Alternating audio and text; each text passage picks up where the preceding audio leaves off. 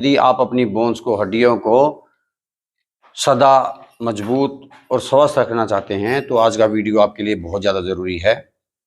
आप हड्डियों के जोड़ों पे बाहर कोई तेल मालिश कर लें, कोई ऑयल मसाज कर लें या आप कोई टैबलेट्स खा लें तो ये टेम्परेरी आपका सॉल्यूशन हो सकता है। लेकिन आपको यदि परमानेंटली सदा के लिए अपनी हड्डियों को मजबूत और स्वस्थ रखना चाहते हो तो आपको अपनी डाइट, अपनी लाइफस्टाइल की तरफ ध्यान देना होगा।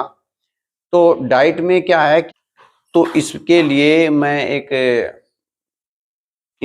मैं आपको अमेरिकन डॉक्टर विलियम डेविस की एक बहुत फेमस इंटरनेशनल बुक है, व्हीट बेली बुक है, सुपर गट। तो उसके रेफरेंस से मैं बताऊंगा आपको कि बेसिकली हमारी बॉडी के एसिडिक होने के दो कारण हो सकते हैं, या तो डाइट से या फिर हम स्ट्रेस, एंजाइटी, हमें कोई चिंता, घबराहट होती है तो हमारी बॉडी एसिडिक बन जाती है।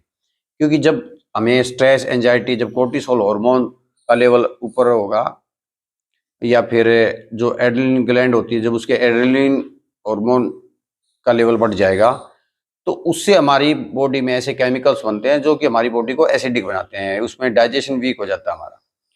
या फिर आपको डाइट, आप एसिडिक ले रहे हो, जैसे एनिमल फूड्स खा रहे हो आप, या कोल्ड ड्रिंक्स पी रहे हो, या आप मीट वीट खा रहे हो, तो बहुत से कहेंगे कि पहले के लोग बहुत ज़्यादा शिकार करते थे, नॉन वेज खाते थे। लेकिन पहले के लोग नॉन वेज के साथ साथ बहुत से रूट्स चीज़ें खाते थे, ग्रीन वेजिटेबल्स खाते थे, फ्रूट्स खाते थे, सब्जियां खाते थे, तो फल खाते थे। तो इसलिए वो जो मांसाहार करते थे, मांस खाते थे, मीट खाते थे, तो उसको बैलेंस कर देते थे वो रूट्स, वेजिटेबल्स, फ्रूट्स उनको खा के। तो आपको अपनी डाइट पे ध्यान देना होगा। जब हमारी बॉडी का पीएच लेवल 7 से कम हो जाता है, पीएच 7 जो न्यूट्रल होता है उससे कम हो जाता है, एसिडिक हो जाता है, तो उस एसिड को न्यूट्रलाइज करने के लिए जो ब्लड स्ट्रीम है, उस ब्लड स्ट्रीम से बाइकार्बोनेट लेती है।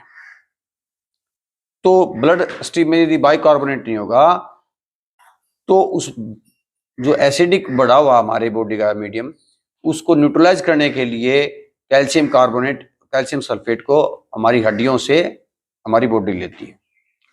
तो उसको रोकने के लिए आपको अपनी बॉडी को अल्कलाइन बना के रखना होगा, पीएच लेवल जो है 7 से ऊपर रखना होगा आपके खाने पे।